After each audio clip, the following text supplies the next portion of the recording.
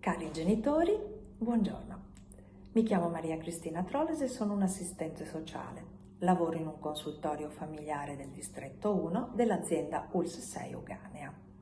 Proviamo a dare insieme uno sguardo, seppur velocemente, ad alcune tutele e diritti a favore dei genitori lavoratori. Innanzitutto è bene sapere che vi è il divieto al licenziamento.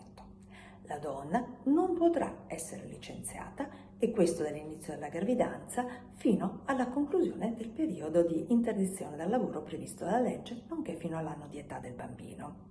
Vi sono alcune eccezioni: potrà esserci licenziamento per colpa grave, per mancato superamento del periodo di prova, per cessazione dell'attività dell'azienda o per conclusione del contratto. Un altro diritto fondamentale è il diritto alla salute. Tutti voi sapete che il responsabile della salute e della sicurezza nel posto di lavoro è il datore di lavoro, che quindi dovrà essere informato tempestivamente dello stato di gravidanza della donna, che presenterà un certificato medico che potrà essere rilasciato anche dal medico di medicina generale. Il datore di lavoro quindi dovrà effettuare l'analisi dei rischi, valutare la compatibilità tra la mansione svolta dalla donna e il suo stato di gravidanza e mettere in atto tutte quelle misure atte a tutelare la sua salute e quindi anche quella del bambino che dovrà nascere.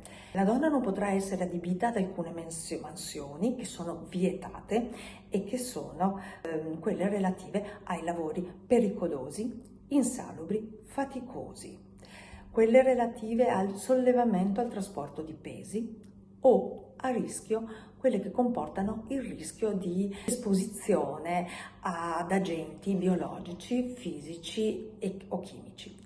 La donna dovrà quindi essere adibita a mansioni diverse, a mansioni compatibili con il suo stato di gravidanza. Questo potrà comportare dei cambiamenti di orario o anche può capitare dei demansionamenti, che però non andranno a modificare in nessun modo la qualifica e il livello di retribuzione, che rimarranno inalterati. Qualora invece non sia possibile questo, non sia possibile assegnare alla donna mansioni diverse per motivi organizzativi o per altri motivi, il datore di lavoro dovrà segnalare alla direzione provinciale del lavoro questa condizione e affinché venga riconosciuto alla donna il congedo anticipato di maternità, che poi si protrarrà fino al 7° mese di età del bambino. Vi sono altre 2 situazioni in cui è la possibilità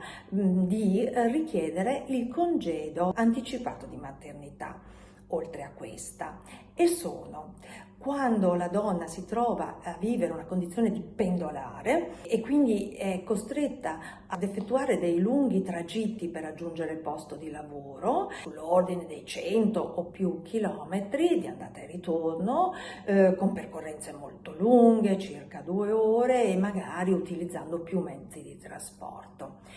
Un altro caso invece è quando la donna presenta delle patologie legate alla gravidanza e convalidate dal servizio sanitario. Le donne talvolta lavorano anche di notte, pensiamo alle nostre infermiere, e quindi in questo caso la donna dovrà da subito essere adibita a mansioni su base diurna, e questo fino all'anno di età del bambino. Un altro permesso, un'altra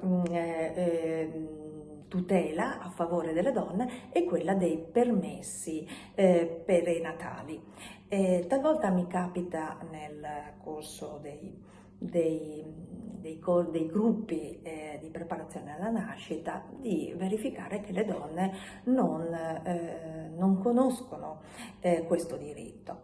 Si tratta di permessi retribuiti per effettuare visite, accertamenti prenatali, visite specialistiche.